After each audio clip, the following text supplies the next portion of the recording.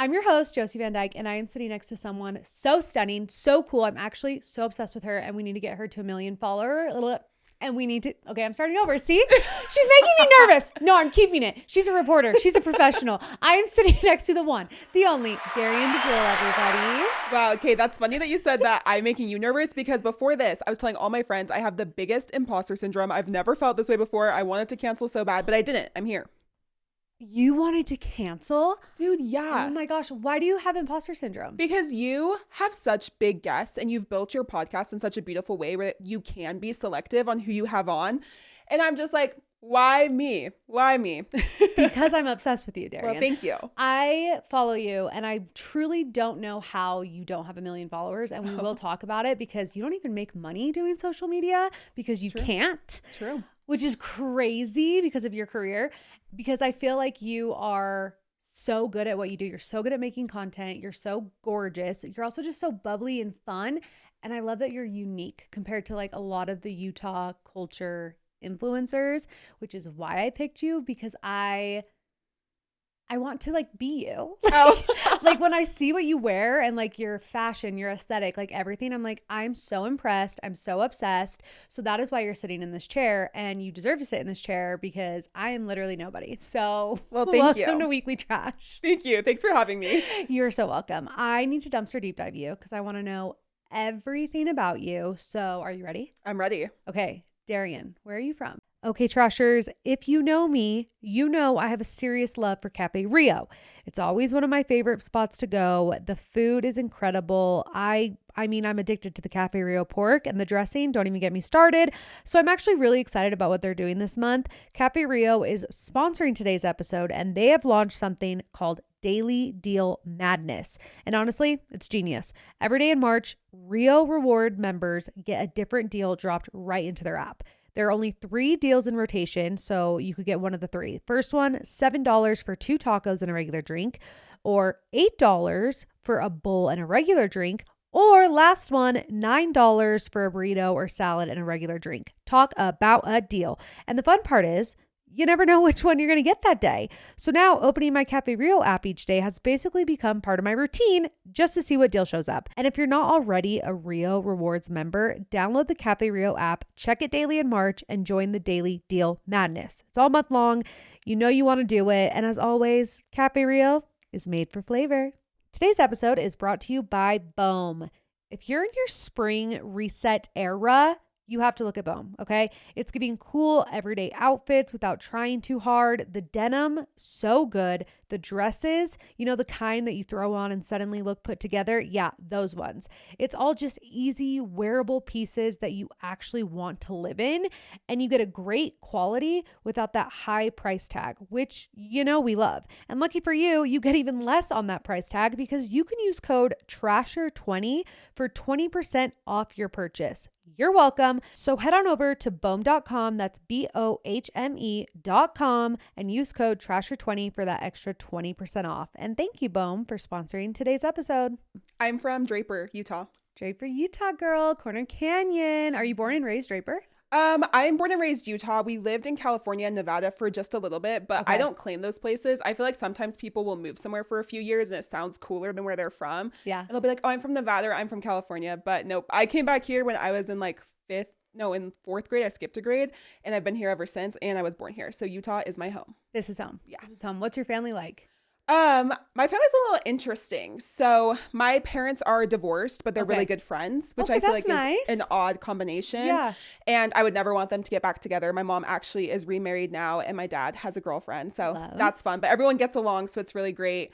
I have 2 half sisters, so I also have the best of both worlds. I'm an only child on my dad's side, and then on my mom's side, I get like the fun of having a robust sibling life. And then I have 2 ex step siblings. Okay. 2 ex step siblings. So were one of your parents married previously and got a divorce? Yeah, my mom was married before. Okay, so she's on her second marriage. Third. Slay. 3rd time's the charm. Slay queen, slay. Okay. So was your family always divorced? Like how old were you when they got divorced? I was like 7 or 8. Okay, so from the time that you could remember, really. Mm-hmm. Okay. And were you raised religious? Yes, I was raised Christian. I actually went to Christian private schools until 5th grade. Yeah, in Nevada and California. And then I came back here and went to a Lutheran school for a couple years before moving to public. Do you still practice your religion? Yeah, I still go to church. I wouldn't say I'm as much involved in the church. Like I don't go every week, but I still listen to tons of church podcasts. I still believe in God and believe that he's blessed me with like such an incredible life. So I love that. What kind of teenager were you? Were you bubbly like this? Were you confident? Because you give a very confident vibe. I don't know. That's something that I've heard my entire life is that people think I'm very confident, but I wouldn't necessarily describe myself as confident. However, I think when you grow up Black in a place like Utah, you have no choice but to develop a certain kind of confidence, and not even just race. Like if you grow up different in any way from your peers, you just have to be confident. Otherwise, the world will eat you and you will become very depressed and quiet and anxious. But I'd say in high school, I've always been a very high achiever. I think like the firstborn daughter, that comes kind of naturally. Aren't you a Capricorn too? Yeah, I'm a Capricorn too. Same. So I played volleyball in high school, then I tore my ACL twice, and that was the end of that. But I was always super involved in like school and got good grades, and yeah. But did you notice being treated differently because of the way you looked? I feel like the experience for every Black person in Utah is so different. And so I always get nervous to talk about these things because I feel like I get nervous asking. Yeah, if I'm to say one thing, someone's like, oh, well, that wasn't my experience. Yeah. And so that's not accurate, when I feel like there is a wide variety of experiences. And I've even seen my sisters have completely different experiences from me. One of my sisters is darker skinned. One of them is pretty white passing besides her hair. And then I'm kind of in the middle of them. So I'm mixed. Okay. But it was hard at times just because you don't feel like you fit in. And for me, because I'm mixed and because I grew up in Utah, sometimes it was hard because I never felt like I fit completely in with white people. And then at the same time, there were so many times where I'd hang out with Black people and they'd be like, you're whitewashed, you're this, you're that. And so I never felt like I completely fit in with them either because they saw me as acting different or being different. Were there other Black people at your school? Because at Alta, which is also Draper Sandy area, there wasn't a lot of diversity. So when you say like you would hang out with the Black community, was that a Black community in your high school, or was it church, or was it neighborhood? No, it was mostly other high schools like Jordan High. Because at Corner Canyon, the Black community wasn't very big. There were a few of us, and something I wish I would have done more in high school is like connected with the other Black kids more. And I don't know if I'm alone in this, but sometimes I feel like you're almost scared to band together because you feel like that will make you look more different. Whereas if you kind of just like disperse and are like amongst trying to blend in with like the other kids at the school, it doesn't seem as big of a difference or a deal. Yeah. No, I can't relate to that, but I can see what you're saying, because that is hard, especially when there's like a handful. Mm-hmm. Like, I don't think people understand. Probably 10 or less. Yeah, like I don't think people understand what it's like here in Utah, because it is not diverse by any means. Did you notice like even in elementary school, or was it mostly high school where you were like, oh, okay, there's not a lot of people that look like me here? I think I really started to notice it when I went to public school. Okay. Because I think that private schools do tend to be a little bit more diverse for some reason. Yeah. And when I went to public school, I started to realize that I was the only person that looked like me. And that wasn't really necessarily a hard thing for me to deal with. It was more the things that come with that. Like people saying, oh, yeah, she's pretty for a Black girl. There was always the caveat of for a Black girl. And that kind of was hard, especially as I got older into high school. Like I never got asked to a high school dance. And like, again, when people would go out with me, or like when we would go hang out or something, it was always like, oh yeah, you're cool for a Black girl. Or they'd be like, yeah, I'll hang out with her, but like I don't date Black girls. So stuff like that would always hurt me. But I think that it also built a confidence in that I had to not look for external validation when it came to loving who I am, especially from men, because I just wasn't their type. I'm not the beauty standard here. And I've come to terms with that. I'm okay with that. I don't need to be the beauty standard to like feel beautiful or to love myself. But when you are 16, 15 and all of your friends are going on dates and getting asked to dances, it's kind of like, oh, what's wrong with me? No, that's so hard. I feel like that would really make me struggle with confidence. Mm-hmm. So in high school, what did you do when you felt like, oh, I feel left out, I'm not getting asked to these dances? Like, did you have friends that also were like, oh, I'm not going to go if Darienne's not going? Like, yeah, I had friends too that sometimes they didn't get asked. I don't know why, because they were so beautiful and so cool. So are you. Well, so thank you. Men are stupid. Right. But I feel like it almost made it so I just stopped putting weight into those types of things. Because I think if I would have given it more weight and value, I would have been really sad and upset. So in my mind, I kind of just had to be like, this doesn't matter. And I think that my family and the older people that I knew in my life, they were always like, this is such a small part of what you're going to experience. And I really believed that. Like, I always knew that there was going to be bigger and better for me. And so high school, I wouldn't say I had a terrible high school experience by any means. Like, looking back on it, I think I look more fondly on it now than I probably did in the moment. But that happens as like time goes on. But I would say that I just didn't put as much weight into those things as maybe other people did. Right. That's smart. And that's very wise for a teenage girl, because that's really a lot of the times that's all they think about is like boys. So I'm assuming you didn't have a boyfriend in high school. No. Did you kiss a boy in high school? Yeah, but I didn't kiss a lot of people in high school. Like, one of my friends has a kiss list that's like 120 and probably like half of them come from high school. And I just could never relate to that. One, there wasn't enough people I even wanted to kiss. Yeah. But two, they just weren't into me like that, which is totally fine. No, but they're stupid. We hate them. They're well, dumb. Thank you. They're dumb. So you played volleyball. Was that something, I know you tore your ACL, but if that wouldn't have happened, did you want to pursue that in college?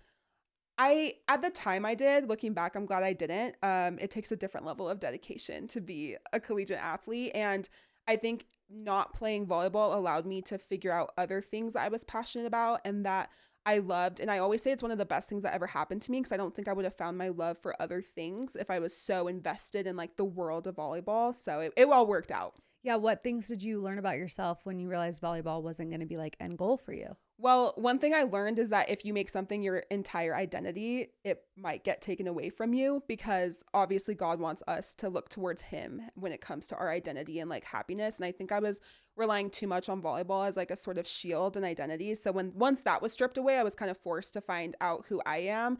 But I also found a love for politics. And that's something that I was really into for a long time, politics and public speaking.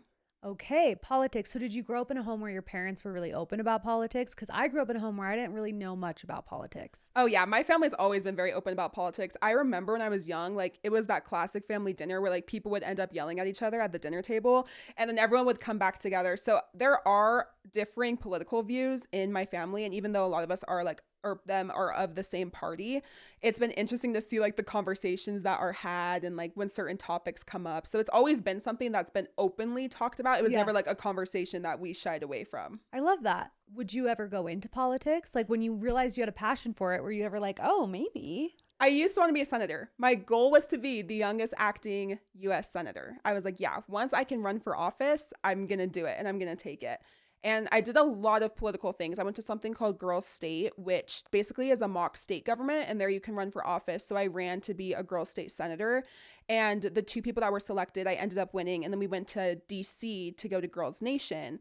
And that was an incredible experience, because you're with like the two people that were selected from every state. And these girls were so smart. I'm talking like Yale, Harvard, Georgetown, full rides. I'm assuming you were in college at that point, because you said the other girls I was were in high school. Yeah. This is like right before senior year. So they had kind of knew where they were going to school. Okay. But you are just an overachiever. Oh, thank you. When you were in high school, were you doing like all the AP classes, 4.0 student? Not 4.0, but I did do a ton of AP classes. That's amazing. See, that's where we're very different. Really? I got a 1.9 in high school. Dude, I would have totally seen you as an overachiever. I like making friends and being social, not testing. Well, as we learned from Wicked, sometimes that's all you need. What are you, Cynthia? Yeah. I feel like you're Cynthia. Yeah, Cynthia for sure. I see that vibe. I sometimes I feel like I'm Glinda, and then sometimes I'm like, oh, I could be Cynthia. But then I'm like, I don't know. No. It's a hard vibe, because I do love to be popular. Whoever ends up with Fierro is the real winner.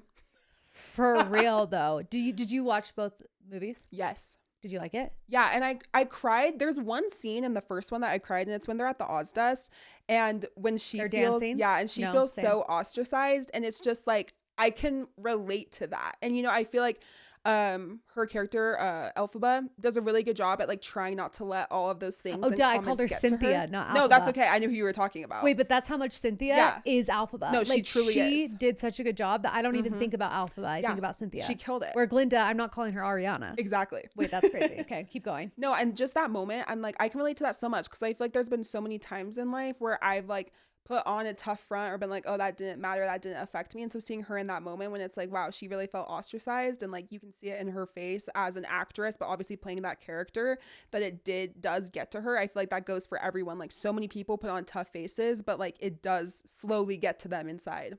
No, it was So, and you and me, I think both are extreme empaths in movies because Wuthering Heights. Oh yeah, destroyed us. When I saw your video of you crying, I was like, okay, that's going to be me. But I thought, spoiler, I thought it was going to be like they both die or something. I was fully prepared for that to happen. I thought it was going to be like a Romeo and Juliet, him. something. Like I did not think it was going to be what it was. I also didn't think I would fall so deeply in love with Heathcliff and like just the aspect of like him being a boy that had no family and no home. And then like she is his home. And then no, I'll start crying again. No, it was a lot. And the people who are like, I didn't cry. Okay, you're pick me. Like, shut up. Shut up. What do you mean you didn't cry? Right? That movie touched me in like every way possible. So I'm glad we have that in common. Because and I think some people don't let themselves go there in like movies or public settings.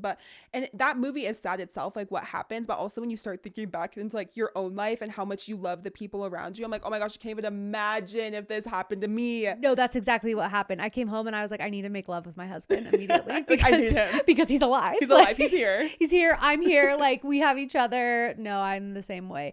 But that's so cool that you got straight into politics at such a young age. So when you were thinking about being a senator, what changed that? Like, why did you decide to end that career path? Or are you still going to? No. Okay. I realized that my love for politics comes more from giving people information in the public speaking aspect and just like understanding politics and political systems and how they work. I majored in political science. And so a lot of it is how political systems work and how government influences people and stuff like that. But I don't necessarily want to be the one that's making the policy. They always say like there's two things you never want to see get made, sausage and laws. And that is true. Wait, that's actually so funny. Yeah. Sausage and the thing is, laws. exactly. And the thing with politics is half the population always hates you. And as confident as I seem, I am a little bit of a people pleaser. And so I just don't know if I could deal with half the people being mad at me and then like them saying why this would impact them better. But then the other side being like, no, but we need this. I think that would be really hard. No, I think politicians must have the most confidence out of anyone. Almost like they have to be a little bit narcissistic and cocky because it's another level of hate and like people truly despise them like in every form possible. It's like they hate the way they look, they hate what they believe, they hate everything about them where there's like death threats. Like it's so scary. It's scary. And some people, I think it was even in Minnesota where those two, maybe even more Democratic lawmakers were shot and killed. And there's examples of like political violence all across the country, across like both parties. And so it's a scary time to be a politician. And also when I first got my internship at the station I currently work at, I had told them I wanted to be a senator, and they straight up asked me, they're like, how do you plan on doing that? Because news is very much a career where you have to be unbiased. And so how are you going to build an engaging political platform, but be an ethical, moral journalist? And that was something I was like, yeah, you know what? You're right about that. And so I kind of realized that my heart ultimately lies in like giving people information and broadcast. And so I was like, yeah, we'll just let the senator dreams and political dreams fall back. So in college, is that when you decided to make the shift into broadcasting? Okay. Yeah. And did you go straight into like an internship? Like how did that whole thing start? So I think TV is interesting in that it's a job that people, they kind of know what you do when you say it, but nobody really talks about how to get into it. Like if you say you want to be a doctor, it's like, okay, obviously you'll go to school and then you'll get like a doctorate and then you'll do whatever you do before. But for TV, it's kind of like, oh, how do you even like break into that? Like what do you even do? And so I did get an internship. I got an internship at a local lifestyle show, and I did that, and I had a great experience. Which one? ABC4 Good Things Utah. Amazing. Yeah, and I loved those ladies. Good Things Utah, where the good things are. Yeah, and I loved that experience, and those ladies are so great, and I learned so much from them. But at the time, I was still very passionate about politics and like giving people information. So I was like, I think I want to do a little bit harder news. And so I called an anchor at the station I currently work at, and I was like, hey, do you guys have internships? And she was like, not right now, but like, let me ask. And so she asked, and they were like, yeah, like, let's bring the internships back. And so I interviewed, and it's funny because after I was like hired for a few years, I heard that I actually was not their first choice intern. They just ended up getting room in the budget to have 2 interns. And so I started as an intern there and just worked my way up. But wait, how'd you find that out? He told me. The guy that hired me straight up told me. He's like, I actually didn't want to hire you. Yeah, seriously. He was like, well, good thing I didn't make that mistake. Where's the other intern? No, I don't know. Nowhere to be found. There you have it. Yeah. Wait, that's hilarious. Okay, so when you became an intern, or even when you were on Good Things Utah, was there a sense of insecurity of like, oh, I'm the youngest? Because how old were you when you started that? Oh, when I got my internship, I was 19 because I Okay. skipped a grade. So I was young when I graduated as well. And then when I started my internship, at my station, I was 20. So I was young, and I don't mean this in a cocky way, but I always felt called to do something on broadcast or TV. And so even though I didn't know how it was going to work out, I felt like I was equipped with the skill set to do it. And so I just always believed if I showed up and worked hard, something would open for me that was meant to happen. And it did. No, it did for sure. I definitely feel like there's a competitiveness in broadcasting though, because there is only so many spots for people to shine. And I feel like you have to kind of like work your way up. Was there a mentor or somebody who you feel like helped lift you up instead of make you feel like you better not take my job? Because I feel like there's probably a little bit of that. Honestly, I feel like I got super lucky in that I never felt that. From the good. second I walked into my station, I truly feel like everyone was so supportive and wanted me to grow. And I think part of that is because I'm from Utah. I think you can teach people a lot of things. I think you can teach them how to write, how to edit, how to shoot. I think it's really hard to teach in intrinsic market knowledge.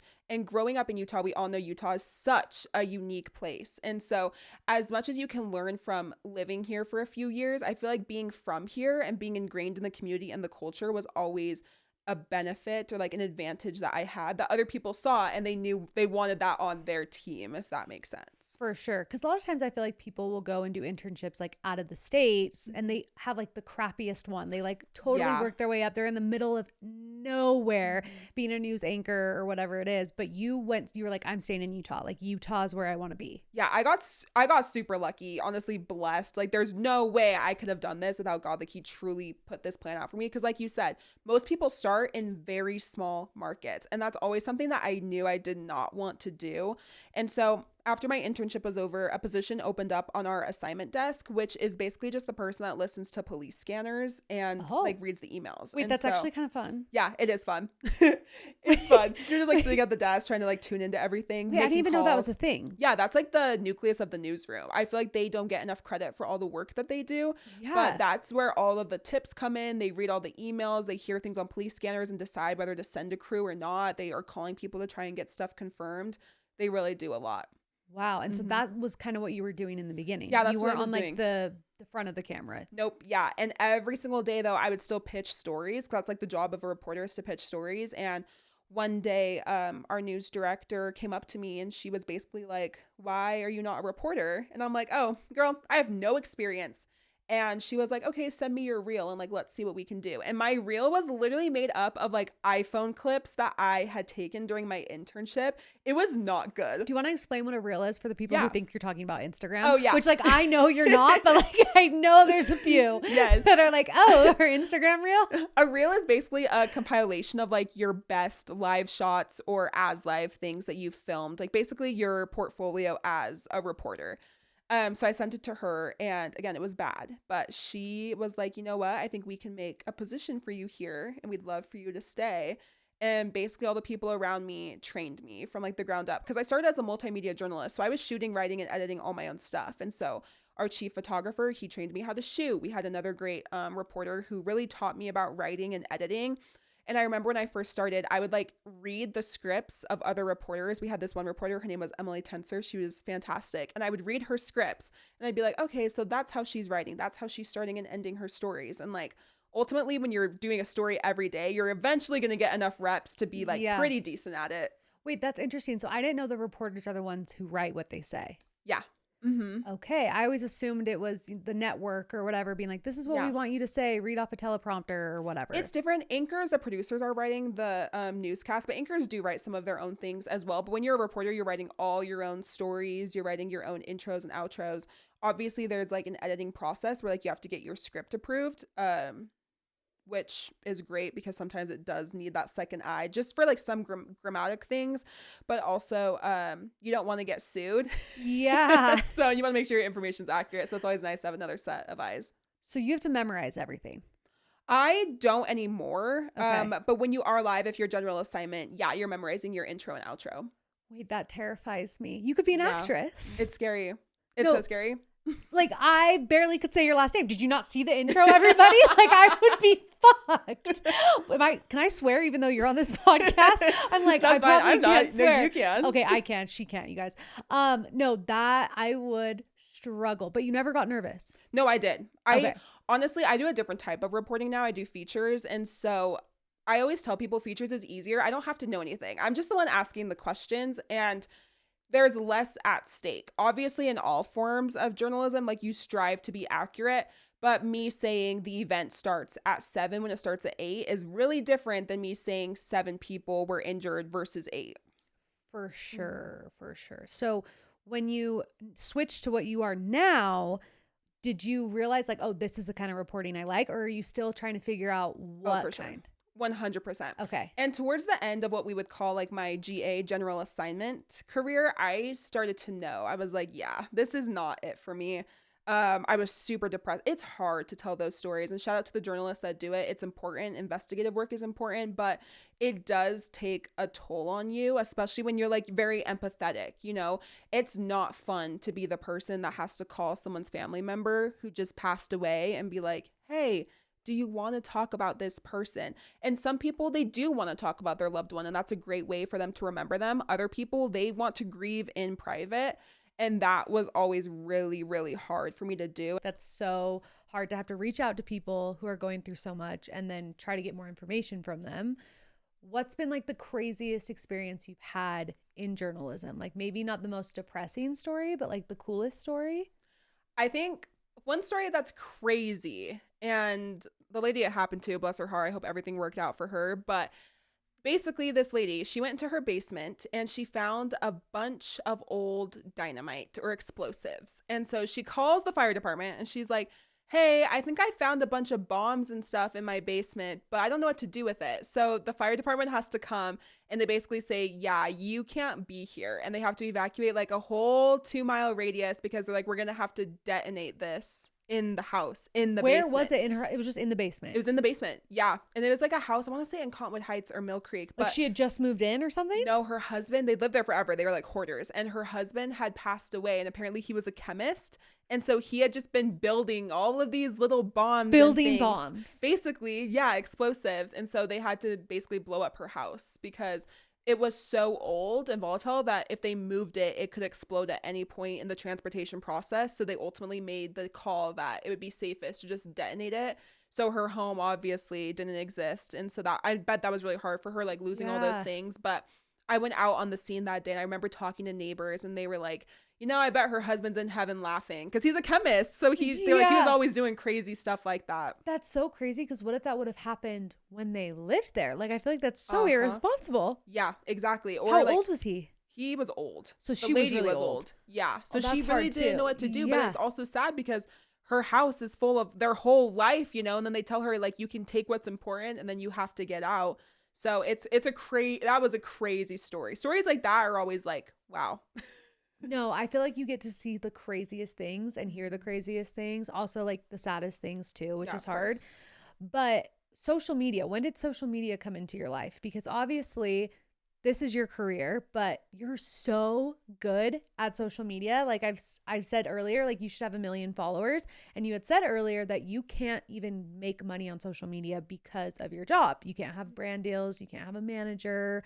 And majority of people post your kind of content in hopes that they do get brand deals and that they do make money. So when did social media start for you? I've always done social media stuff from a young age. Like one of my biggest videos on YouTube was like me styling the American Apparel tennis skirt, which is like the coolest skirt at the time. That was the height of American Apparel. Was it a skirt or a skirt? It's like a skirt. It was like a pleated tennis skirt. Okay. If you saw it, you would remember. If you were on Tumblr, you would be like, yeah. Wait, have you seen the documentary about American Apparel? No. You haven't? Should I watch it? Yes. Okay, because apparently it was the most toxic work environment like crazy. I could see that, honestly. I'm trying to remember if it's on Netflix or Hulu, but you need to watch it. And Okay, as a journalist, I think you would really I would appreciate the investigative You would appreciate journalism. it. But you were a YouTube girl. Yeah, I loved YouTube. I deleted most of my videos now. I kept that one up though, just because it's fun and like cutesy. Is it monetizing still? No, it never was. Gosh dang it. Oh, and then I started making content for my own social medias when I got my job as a features reporter, just because I had more flexibility in my schedule. And obviously the content I mostly have been doing is like Utah features. And so it kind of went hand in hand. Like I was finding out new places through work, and then I was able to, you know, make videos about it. And as people seeing these things for the first time. And I feel like whenever you start doing stuff on social media, you kind of end up in the niche that you feel like is getting the most traction. Mm-hmm. And so then it goes along with my job so well. And so I just kind of started doing Utah features. I'm now slowly trying to expand outside of that, but it's scary for me. Be a little more personal. Yeah. That is scary. Mm-hmm. But with that, I think that's where like the term influencer comes in. Because like, what would you say you are right now? A content creator. I would say, technically I would say I'm a reporter. You're a reporter who makes really damn good content. Oh, thank you. You influence me. So you must influence many people with your fashion. But no, it's hard to like put yourself out there. But by doing that, would you want to then make social media like your full-time thing? I don't know. So many people ask me that. And like I mentioned earlier, media and TV is changing so much that I really don't know where TV is going to be in 5 years. I have a deep love and passion for it, but it's just not even the same as it was 5-10 years ago. Social media, I also feel like there's something to be said about something just being a hobby. I think that it becomes so much more stressful when like you rely on it to pay your bills. And then right now I have the ability where like if I don't want to do something, I just say no. They can't pay me anyways. There's no benefit they can provide for me. So everything I do is because I authentically believe in it or want to do it. And so right now I feel like I like this stage. I don't know if it'll last forever, but I also feel like so many times we go through life and we're so worried about what's next. What am I going to do next? And so I'm trying to stay in gratitude because at one point this was my dream and I am living the dream that I had when I was a kid and a young girl. And so I'm just going to keep doing that. And I feel like the universe and God will give me a sign when it's time to do the next thing. No, I love that. And I love that like God is such like a big thing in your life. I'm assuming you probably have a lot of LDS friends and things like that. Is it easy to relate because you both relate in God, or is there ever times where you're like, oh, these people don't get me? Like, what's that like being Christian in a very LDS area? I feel like it's different. It would have been different if I lived out of state and then came to Utah. But because I grew up here, I feel like even though I'm not a member of the LDS church, the culture has always been so ingrained in me. And so I think I understand the church in a way that a lot of other Christians or non-denominational Christians might not understand it. And so growing up, it was great because we were able to connect with God and like bond over God. And I also feel like a lot of my LDS friends are more of like the chill LDS. I don't want to call them Jack Mormons. Jack Mormons. But I feel like they've always been a really open-minded. And I think that's the way that God would want all of us to be, is open-minded to all types of religions and all types of people. And obviously to try and teach people that don't believe in him about him, but also to recognize that there's so many ways that you can experience the love of God and appreciate it. Yeah, I love that. We were just saying how before we say terms that we've said a lot, and I'm like, I always say I love that after someone says something, but I really do love that. I really do love that. Do you feel like your friends are similar to you, like when it comes to like your fashion, your style, your vibe, or do you have like a very diverse friend group? I have so many different friends, and I think I've always been that way in that if you look at my friends, you'd be like, oh, wow, they are all very different, but they're all so inspiring and motivating and confident in their own ways. And I have friends like my friend I've known the longest. I've known her since I was like 1. And then I have friends that I've met this year and that I'm just as close to. So I just surround myself with so many different types of people. And I feel like that's really what's allowed me to become so well-rounded and see things from so many different sides, because I have so many people that have different worldviews than me, have different opinions than me. And I love that. I also feel like that makes you a good content creator too, is you have so much diversity. And I like what you were saying, how you do this as a hobby. I also think that is going to be so beneficial if down the road you do decide to take the full path of being a social media girly, because people really can trust you, because what you're saying is things you really believe in. You're not just doing it for a paycheck. You really do like the restaurants you're going to and the nightclubs. And if you guys don't already follow her, you need to, because you share so many goodies. How do you even find these places? Dude, I'm locked in. Because I've lived here and I've never heard of half these places that you post about. I am so locked in and I'm very competitive, which is something I think people don't realize about me. But if something is new, I want to be the first person there. And also the benefit of being a journalist is sometimes we get press releases about things that other people don't know is even coming. So then I'm like, okay, put that on my calendar. I know I need to get there so I can film it. But now I think obviously our algorithms are what we make of them. And so now things just pop up for me. Like if there's a new restaurant opening, it's like the second they make an Instagram page, it's like on my Explore. And I'm like, wait, what is this? Okay, they opened this day. I need to be there the day after. No, the pizza video that you just did. That place was good. What was it called again? Taverna. Where is it? It's in the Marmalade District in Salt Lake. Okay. No, it looked fire. Delicious. No, I was like, okay, I'm going there safe. Well, that's the thing too, is your content is very savable content, which is great for the algorithm because when people save your content, it gets pushed out more. Yeah. So when you're doing social media, obviously you're not doing it to be this huge influencer, but do you compare yourself to other people online? Not really. I think it's people naturally compare themselves, but the thing is, I feel like I'm not in competition with anyone because there's no competition to be had because I can't even make money. I think if I was making money, maybe I'd compare myself like, oh, they're getting brand deals and I'm not, or they're this and I'm not. But also I feel like the type of content I've been making has been very safe in terms of the emotions I've had to feel and also the feedback I've had to get from other people. I think maybe if I start posting, well, I'm going to. So when I start posting more personal content, I'm sure I will start comparing myself more. But if anything, I get sad that I can't monetize and I compare myself to like my friends, especially that are able to work full-time jobs and monetize off their content because I'm like, wow, that would be a really nice income to have. And sometimes it hurts me that I feel like the two things that I love the most are diametrically opposed, which is TV and social media. Yeah. And so that can be kind of hard to wrestle with internally because it'd be easy. If I hated my job, it'd be like, okay, yeah, like we're just going to leave and do social media and whatever happens, happens. But it's not as easy as me just being like, yeah, I'm done doing this job. Like that's my passion. Like that's why I worked so hard. You're so good at it. Yeah. So it would be hard to leave. But that's the thing, you're also so good at influencing and all that. Well, so could you do like links? Can you make commission or is that also like a no? No, yeah. It's just everything's a flat no. That is hard. Mm-hmm. But you should, I feel like you do a little bit, but like fashion content. Yeah. Like, are you passionate about fashion content? Oh, I love fashion so much. And that is something that I also want to start doing more of is different types of fashion content. I'm actually going to start something called Outfit CPR, where it's basically just like a get ready with me, but instead of just being like, this is what I'm wearing, I'm giving people tips and like telling them why I'm choosing to do this over this and how they can apply it to their own outfits and their own wardrobe. So I am excited about that because I am very passionate about it. What would you say your style is? Like if you had to give it 3 words. Oh, okay. I'm going to go eclectic. Love. Pattern oriented. That's 2 words, but I'll give it to you. A hyphen. Okay, yeah. And I don't know. Thrifted. You love to thrift. I love thrifting. 95% of my closet is thrifted.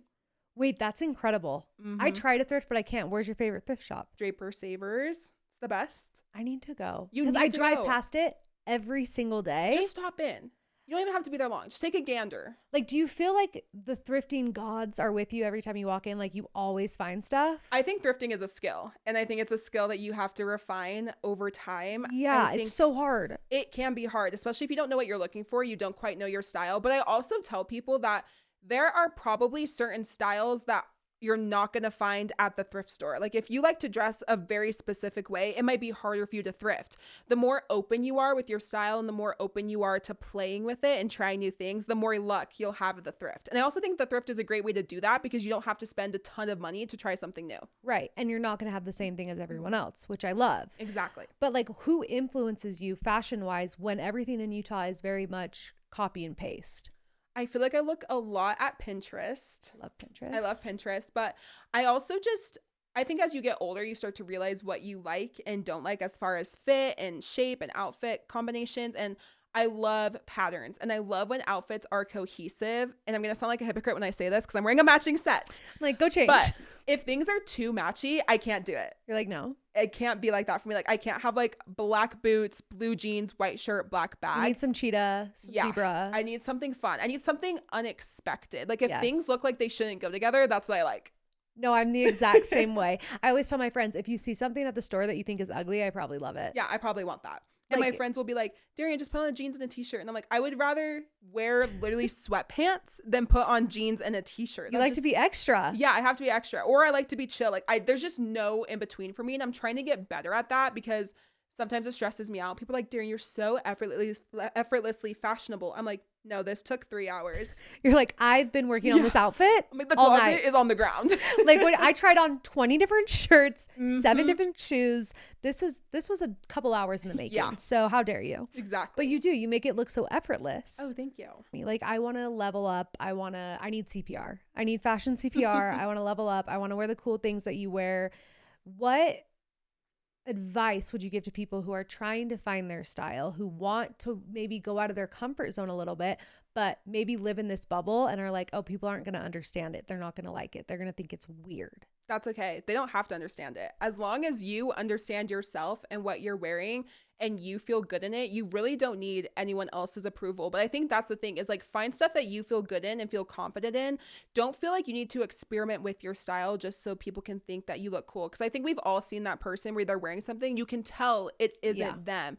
And like shout out to them for taking the risk. But I think you always look your best when you feel your best. And that'll show in whatever you're wearing, even if your outfit is, quote, more basic. That's okay. If that's your style and you want to rock it, then rock it. But rock it with confidence. Exactly. Confidence is key. I want to talk about your love life a little bit because you're private about that. I didn't know you were taken. We were at an event and I was like, are you single? And you were like, no. And I was like, wait a minute. I stalked you. There's no boyfriend in sight. I've seen like a couple of pictures, but it's not like the forefront of your Instagram. You really have to get in there to find out. The hidden jewels. They're in there. So who is he? Where'd you meet? And why is he so private? So he plays professional basketball in Japan. Yeah. So we are probably like the most long distance you can get. Almost. Wait, how long has he been in Japan? He's been there since July. Okay. So not crazy long, but like still that's very far away. Yeah, it's very far. We met here though. He played basketball at the University of Utah when I was still in college. So we met here and then he played at Florida State. So we've been long distance for a few years now. And I actually think it's easier now him in Japan than it was him in Florida. Really? How do you even do long distance for so long? How many years have you said it's been? Like 3. That is crazy. Yeah. I always tell people I think it's harder to start a relationship long distance than it is to maintain it. Him and I were in person for like 2 years together. So we had a solid foundation before we even went long distance. But the thing about long distance is both people have to want it and both of you have to recognize why you're doing it. And I'm somebody that has a very anxious attachment style. And so I was really worried about doing long distance, but it's honestly been the best thing that's ever happened to me because it has allowed me to focus on my career in ways that I don't think I ever would have if he was here. No, that's true. I feel like sometimes you have to focus on yourself to like level up and be the best version of you professionally. But like the anxiety part, have you struggled with anxiety? Like is anxiety something you feel often or is it just when it comes to like a relationship?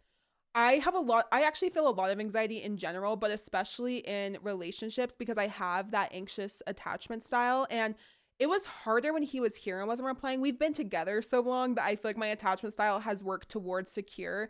But also that's why it's easier with him being in Japan because I can't sit around and wait for him to text me back all day. Like he's asleep right now. So I couldn't even be talking to him if I wanted to be. Crazy. Yeah. But if he doesn't call me by 6 p.m., I'm like, where you at? Is that when you guys have like your me time? Is like 6 p.m. FaceTime? Yeah, we usually overlap like 6 p.m. to like 10. And then when I wake up in the morning, it's his evening. So we can usually talk. And then when I go to work, he goes to sleep.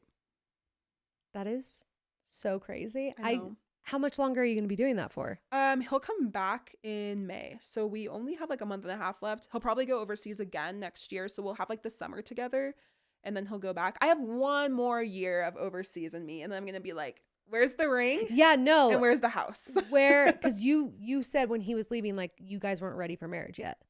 It's not that we weren't ready for marriage. I just believe so strongly that like I never want him to have any regrets because I think I've seen so many times in relationships where somebody makes a sacrifice for the other person and down the line they resent them. And I think that when you're married, those are sacrifices that you have to make for your family. I think when you're dating, I would hate for him to have not gone overseas and then God forbid we didn't work out and then he feels like he missed out on an opportunity. Or for me, that's the reason I didn't go, is because God forbid again we break up and I'm like, "Oh, I just stopped my career for something that didn't work out." And so since we are still so in love and so able to be together even through long distance, I feel like it's been better for both of us. Like now we both are going to have no regrets. Like he's been able to play overseas, which is an amazing opportunity. Not everyone gets to do that. And I've been able to have my dream job, and we support each other so much. And I know that we're both working towards a time when we can be together, but it's been nice to have a stable relationship and not have to worry about the dating, because dating is hard.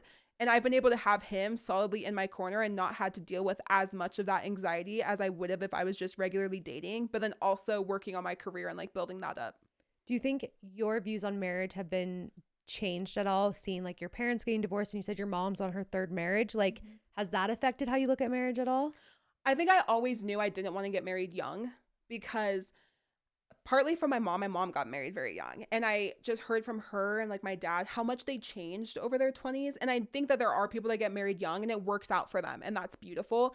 But I also think that there are people who get married young and then get divorced because they realize that they're so different than they were when they get married, or they realize that they're not really who they want to be with. And I think that those are things that you can really learn over years of dating and being together. It obviously gets to a point where it's like, okay, are you going to marry me or not? But yeah, I don't feel that pressure with my boyfriend because we haven't even lived in the same state and we're not even in the same country right now. And again, like I've always known that I wanted to get married older. And so right now I don't feel that like, oh, we need to get married or rush to get married. But part of that comes from my parents and them telling me that and me seeing that play out in their lives. and your mom, her second marriage, did you like him?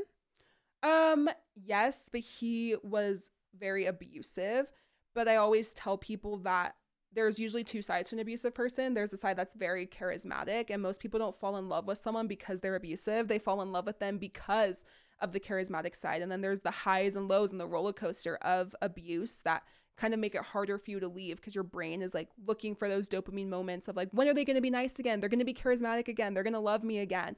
And then it goes to the complete opposite as well. So like you weren't upset that he left your life. He wasn't like a stepdad figure. He was for a while, but that relationship was so toxic and needed to end. And even though him and I had like some great times together and some terrible times, I felt like it had run its course. So I didn't feel like I was losing a dad, because again, I've always had a great relationship with my dad. And so he was never filling that role for me, if that makes sense. He was just like a bonus who was actually negative, but I never looked to him to be my dad. I've gone through a lot of therapy with it, and for a long time, I thought my anxious attachment style and all these problems were because of him. But deep down, I realized and I figured it out. My mom and I have a great relationship now. And she knows that I had felt this way. But my mom and I were very close growing up. Like we were best friends attached at the hip. And then when she got married to him, she had my two sisters. And so that took attention away.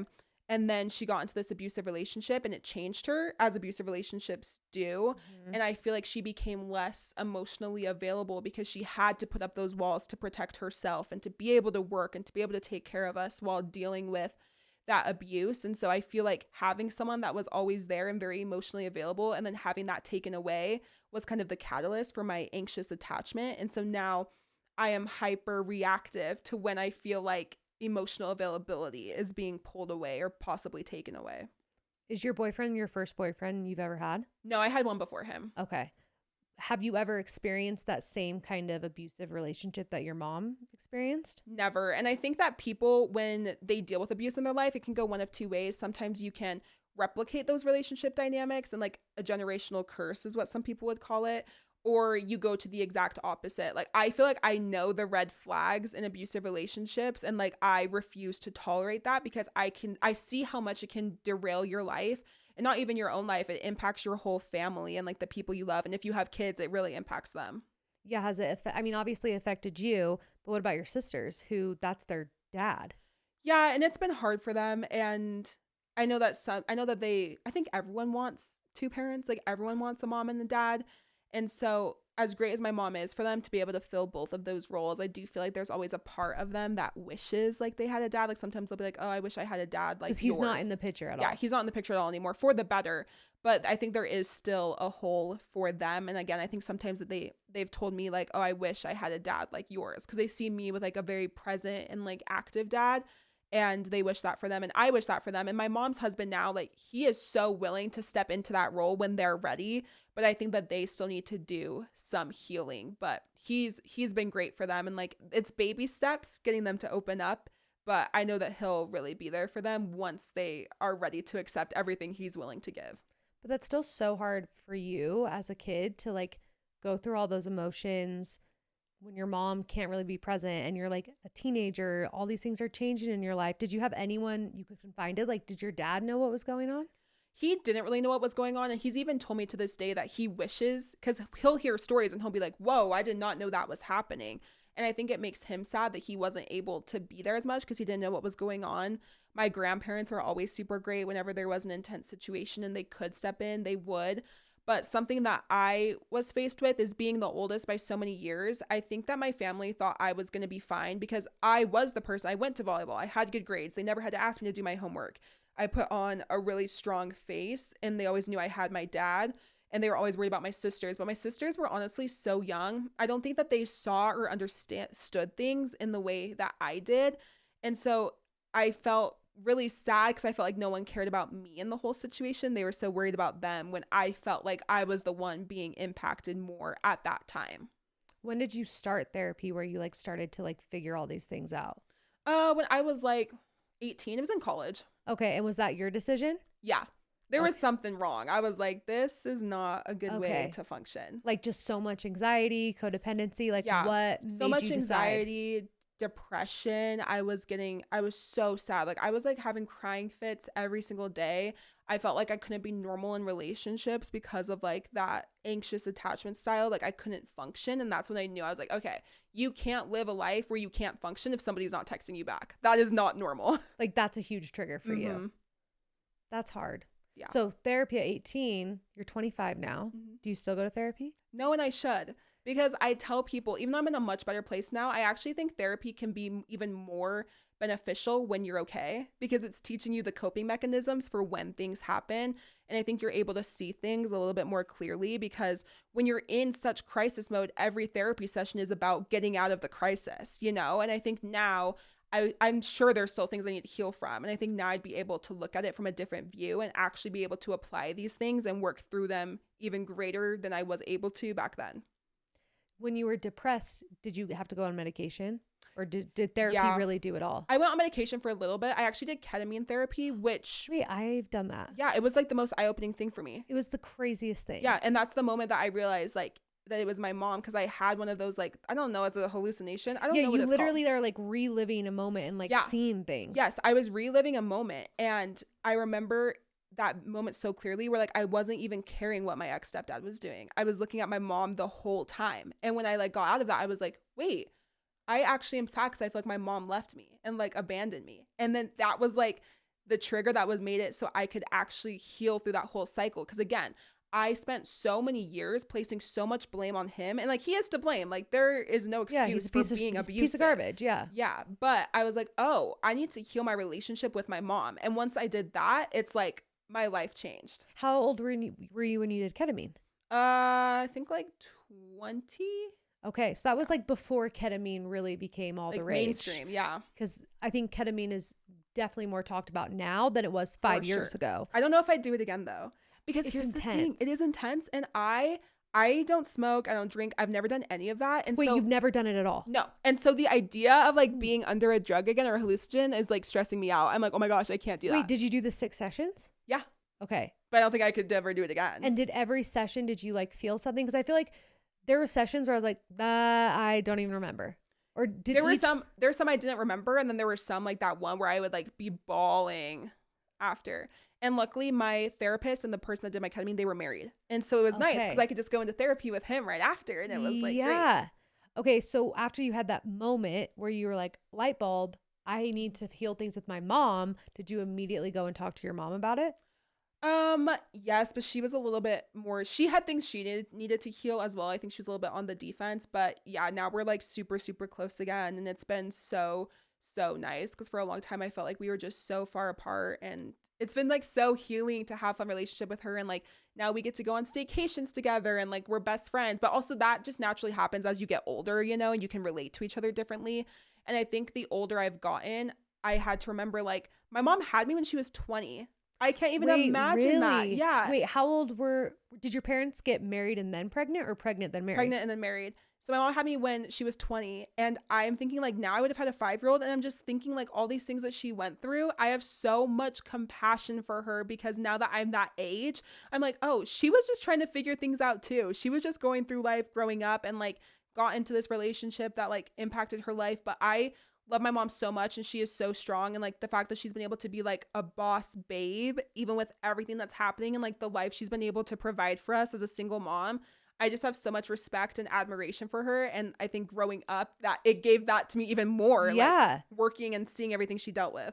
Like you realize how amazing it is to have a mom who like has passion and drive and grit and strength, because yeah, leaving a situation like that is really, really hard, even when you know it's the best thing to do for yourself, for your family, for your kids. So like, I'm glad that now you can have that compassion, even though it's like at the time, it's like, why didn't you save me sooner? Yeah, exactly. You know, with your relationship with your mom now, does it make you want to have kids? Like, do you want to be a mom? I don't know. And we kind of chatted about this at the gym because I was asking you all the questions about being a mom, because for a long time I just didn't know if I wanted to have kids, because I also don't want to have kids if I don't feel like I can give them the life that they deserve. And I want to be able to give them my full attention. And right now, I think I'm a little too selfish, you know, because there are a lot of sacrifices you have to make when you have kids. But the more I've been thinking about it, I actually just got my birth control reinserted today. Wait, you have the one on your arm? Yeah. Because I was like, I have to wear a hoodie because I have like the bandage. The next one on or whatever? I got that and I hated it, but I'm assuming you like it. I love it. How long have you had it? So I had it for 4 years, and it's good for 5, but I'm about to get kicked off my mom's insurance. So I was like, yeah, let's redo that this year. Yeah. So why'd you take it out? Just so I could get it reinserted. Oh, okay. Yeah, but gotcha. Today I was like, wait, I'm looking at the date of when like it would expire, and I'm like, okay, 2031. I'm like, oh, I'll be 30. Oh, maybe I could have kids then. Do you and your boyfriend talk about it? I know he wants a big family because he comes from a big family. Wait, that's a very big topic to not agree on. Well, no, he knows how I feel about like kids. Like he knows I've always been kind of like, and that's never been a problem. I don't know, but I know he wants kids. So like if it ever got to the point where I was 100,000,000% sure that I didn't want kids, I would tell him that. I'm not there right now, but I'm like thinking as more things in my life start happening, and as I see different things develop and like relationships changing with like friendships or family relationships, it makes me be like, oh, like maybe I do want kids, especially as I see my grandparents getting older. I'm like, oh, like that's I guess the circle of life, you know, like people die and like new family members come in, and like that's just the beauty of it and like the sadness of it all. And so I think the more I go through life, the more I'm like, yeah, having kids it does make sense. Not right now though. Sorry to interrupt, but today's episode is brought to you by Minky Couture. You will never want to buy another blanket ever again. I would know, because I've had lots of blankets, and ever since I got that one viral blanket that you see online, the Minky Couture blanket, I am confidently telling you that it is the best blanket ever. Everyone needs to have something as cozy as Minky in their home. There's nothing quite like coming home after a long day and cuddling up with your Minky Couture blanket. They are soft and luxurious, and it feels like a cuddling cloud. Okay, just cuddle it up. There's so many different types of blankets out there, but seriously, nothing compares to Minky Couture. They have the largest selection of colors, sizes, and patterns on the market. They are the creator of the original Hugs blanket, a double-sided, stretchy, and plush style that literally hugs you back. I've never had a blanket that even comes close to my Minky Hugs. Minky Couture is a female-owned business started by a mother who wanted to provide luxurious comfort to her daughter through a tough time. Since 2009, Minky Couture has been able to bring comfort and luxury to homes all over the world. Passionate about giving back to the community, they donate over 30,000 mini Minkies to NICUs across the country every year. And lucky for you guys, I have partnered with Minky Couture to bring this comfort and luxury into your home by offering listeners an exclusive 50 off discount. That's right, 50% off. Use your code weeklytrash at checkout for 50% off your next purchase on all full priced items. You can use it in store or online at softmeekyblankets.com. Again, use code weeklytrash for 50% off your next purchase and treat yourself to the best blanket ever. Follow them on Instagram for additional deals and updates at Minky Couture. Thanks, Minky, for sponsoring today's episode. Today's episode is also brought to you by Shed, the easiest way to start your weight health journey. With Shed, it only takes 3 minutes to get started. You'll fill out a quick online form with your goals and health history, and their medical team will create a personalized treatment plan just for you. Everything happens online. No doctor's offices, no pharmacy lines. Your FDA-approved medication ships straight to your door. And the best part, you're not doing it alone. Shed pairs you with a dedicated member success team to help you track progress and stay motivated along the way. Clinically studied treatments, no insurance required, and zero hassle. Get $100 off your first month by using the link in the show notes. Shed is making health simple, effective, and actually doable. Thank you, Shed, for sponsoring today's episode. Do you feel like Utah's going to be home forever? I don't know. I wanted to leave here so bad. In high school, I wanted to leave. College, I wanted to leave. I kept getting stuck here. And to bring God into it again, I truly feel like if you leave a place prematurely, you will see the consequences of that, and you will not get to experience all the things that God might have had in store for you if you stayed. And right now, I truly feel like He is telling me to stay in Utah for the time being. Again, I still have grandparents alive here, and so I'd like to stay around here for as long as they live, and like pretty much all my family lives here besides some of my dad's side, and so it is home for me. We'll see with my boyfriend. I might have to get him on the Utah train, but if I waited all these years in Japan, wait, because is he from Utah? No, he's from Oregon. Oh yeah, you're really gonna have to. I'm gonna have to do some convincing. Because he went Oregon, Florida, Japan, and you think he might go overseas again? Mm-hmm. Where Japan still? I don't know. I really have no idea.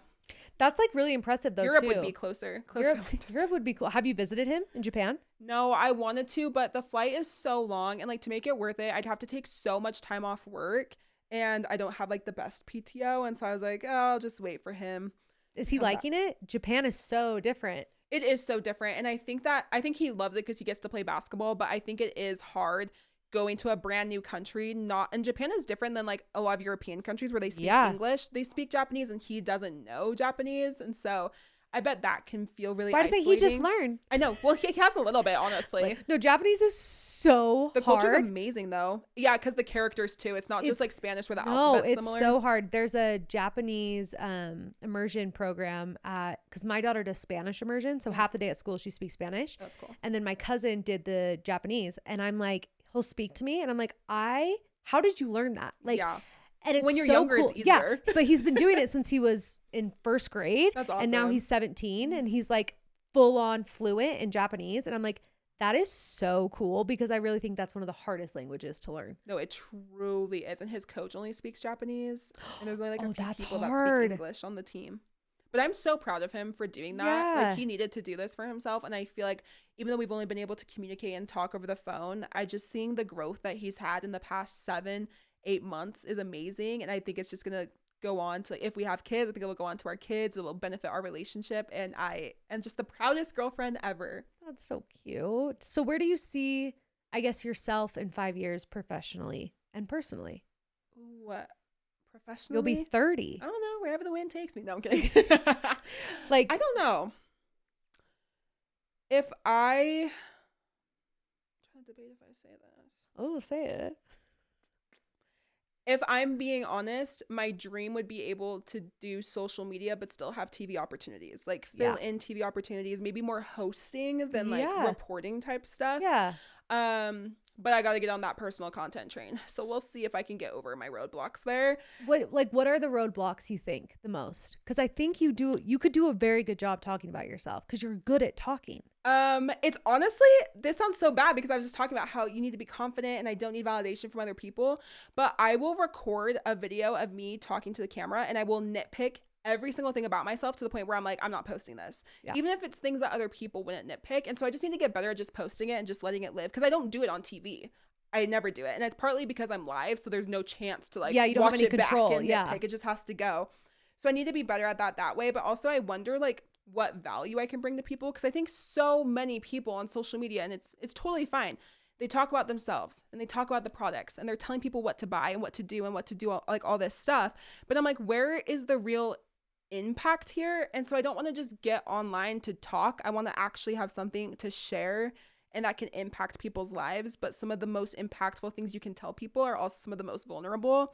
And so I get worried, like how I said, I get worried about talking about growing up Black here because people always have an opinion. And I'd get worried about sharing my experience, like growing up in a somewhat abusive household, because I don't want my mom to look bad, or like I don't even want my ex-stepdad to look bad. You know, I hope he's done healing, and I don't want to like burden him with that. And so there's just a lot of things that I would want to share, but I'm also nervous to share, also because of my job. It's a little difficult because I'm ultimately representing their brand. And there's a reason I haven't said the name of the station on this podcast, but ultimately I represent their brand. And so I feel like I don't have complete autonomy over myself and like what I want to share and what I want to do. That's why even when you were like, oh, you dress like kind of sexy, I'm like, oh no, do I? Like, let me button it up. What? Oh my, that's a little stressful. No, all your outfits on Instagram, I'm like, you're hot. Sexy. But yeah, it's just things like that. And I would just want to be, if I were to ever quote be like a full-time influencer, I'd want to actually impact people and not feel like I'm just using them to make money to buy things that I don't even really believe in. So, and I think that's what would make you a really good influencer. Thank you. I know there shouldn't even be a bad rap around the word. Like everyone's like, ugh. Which, are you watching A Love Story with John F. Kennedy Jr.? I don't watch TV. Okay. I'm sorry. I know. You don't watch TV. How did this just come up? I know. I should have said it earlier. You don't watch TV. What do you do? Scroll on TikTok, watch thrifty YouTube videos. I'm really busy too. Well, yes, your job is busy, and then you probably want to sleep because you wake up at the butt crack of dawn. Yeah, I wake up really early. Like what, 4 a.m.? Yeah, that's crazy. But you don't watch TV at all. Like there's not like a show that you would like turn on as back noise. No, guys. Like I have a TV in my living room, but it's not even connected. It's just there because what else would you put there besides a TV? You know what I mean? A mirror. That's true. Just look at yourself. I look at myself. I'm like, yeah, I don't watch TV because I'm too busy looking at myself. No, wait, that's crazy. Okay, I love TV. Couldn't catch me dead getting rid of my TVs. But what I was gonna say is on that show, Calvin Klein. He's obviously Calvin Klein. You know who Calvin Klein is. Yeah. He's a designer. If you guys don't know who Calvin Klein is, and he says on there how at the time he was top 10 most influential people in New York or whatever it was. And they were complimenting him on that. And he said, I don't want influence because influence means relevancy. And you're only influencing someone if you stay relevant and if people like you. He's like, I want power. And I was like, oh, damn. I was like, wait, is that me? Like, I don't want to be an influencer. I want power. I was like, that's like so crazy because when you think about it, influencers do have, it's almost like golden handcuffs where they live this great life, but it's contingent on relevancy and people liking you and making sure you don't mess up and lose opportunities. You can see how fast the internet can turn on you. So fast. Yeah. You can be the coolest, greatest thing, and the next minute, everyone hates you. But I always say, if you live for compliments, you'll die by criticism. And I think that that's something that happens to a lot of influencers is they live for the compliments. And so then when something happens, it's almost like they can't handle it in a sense. For sure. And I always tell people, because people are like, oh, when you're a freelancer, when you do social media, like you're your own boss, like you don't owe anything to anyone. I'm like, no, the brands just become your boss. For as long as we need money and a way to survive, there will always be something that you are a slave to. Yeah. Whether it be a corporation or to brands, like you're always going to owe something to somebody for as long as you want money, which we all need to survive, unfortunately. Yep. Even Calvin Klein. Mm-hmm. Even Calvin Klein. He needs people buying his underwear. Exactly. So it's so crazy to think about. But I do think you would give such good influence, and everything about you is unique and fun and different than the typical Utah influencer culture. Do you feel like brands have brands tried to reach out to you and get you to do stuff, but you literally can't? And that is the hard part too, is just having to say no. And like, it's brands that you do want to work with, and you're like, I'll reach out maybe in a few years, I don't know, we'll see, maybe in 5 years when she's 30. Exactly. Yeah, maybe in 5 years, just keep me on the keep me on the loop, keep me on the list. So I I do feel like there is becoming more of a space for people to look for like diversity, and they want to switch up from like the typical, I guess, stereotype influencer. And I want people to know that there's nothing wrong with like fitting in and being like the certain type of influencer. But me personally, when I look at a brand's page and if I see they only send PR to one type of person or they only use the same 10 people, it makes me less likely to even want to buy their stuff or use their stuff. And so it has been fun to see brands try and like branch out more. I think there's still room to grow, especially reaching out to more diverse people, especially in Utah, because there are so many up and coming influencers, not even just like race differential backgrounds, like entirely just like socioeconomic status, vibe, everything. And so I want brands to feel empowered to reach out to these women and men and want to do that. And they don't have to just fit into the nice Utah bubble that's worked. Like branch out and like you'll reach a new demographic and a new audience as well. It'll pay off for sure. What advice would you give to a young girl in this community who maybe looks different or feels different than everyone else? Ooh, that's a good question. The advice I would give is to stop trying to fit in. And I know it's hard when you're young. I spent a lot of time straightening my hair. I spent a lot of time going to get spray tans because I wanted to just be able to experience stuff with my friends. But I think the moment you stop hiding from your differences is the moment you really can step into your power, because you can embrace them, embrace being different, embrace the opportunities it can bring you, especially in a state like here. You know, I think there are so many opportunities that come from people for being different and from being different. And so I would just tell people to embrace your differences and go where you're celebrated, not tolerated. You don't have to stay in places just because you think you should. There will be people in a community that celebrate you and uplift you. And I found that even here in Utah, you know, there are places I go and I do feel like I'm just tolerated, but I choose to spend less time there and go around the people and in the places that I feel like celebrate diversity and differences. And that has made a big difference in my life. To echo that, I think the sooner you realize it, that you are better being different than being the same, the sooner good things come. Exactly. That's your superpower. And like, that's when you'll attract things that are meant for you. Your authenticity is your superpower and it'll bring all the good things. So yeah, stop trying to be not different. Exactly. You're different, Josie. That's why people love you. I'm trying. I'm crazy. Sometimes I'm like, am I a little too different? Is something wrong with me? Like, do I need all the best things? Do I need to go get help? No, but Darienne, thank you so much for letting me dumpster deep dive you and take out trash with you. I love you. And I know you Thanks barely know me. No, I love you. I'm like, I say this all the time. Once I know I like someone, I love someone. Well, even just our 2 conversations we had at the gym and like that one event, I'm like, wait, Josie's that girl. I'm like, I would ask her to go to dinner, but I don't want her to think I'm clout chasing her. No, I'd be clout chasing you. What do you mean? I need you to teach me how to be a reporter, because technically what I do is very interview reporter like. I know. It's been so hard for me to not ask you questions. I'm going to be honest. Like once we're officially done, I have things I need to ask you. I'm obsessed. I already told her that I love being a guest on a podcast. Yeah, let me dumpster deep dive you in your own podcast. One episode. No, I would love it. I would love it. Give me all the attention, please. Okay, seriously, thank you so much. I hope you had fun, because I had a lot of fun. I did. Thanks for having me. And I hope you don't feel like you were, what was the word you used? Imposter syndrome. Imposter syndrome. No, because you made me feel so comfortable, and I appreciate that. Good, because you're not an imposter. You're different, fun, and hot. Thank you. And I love you. Okay, guys, I hope you have the best week. See good, do good, and don't forget to take out your trash. Love ya. Bye.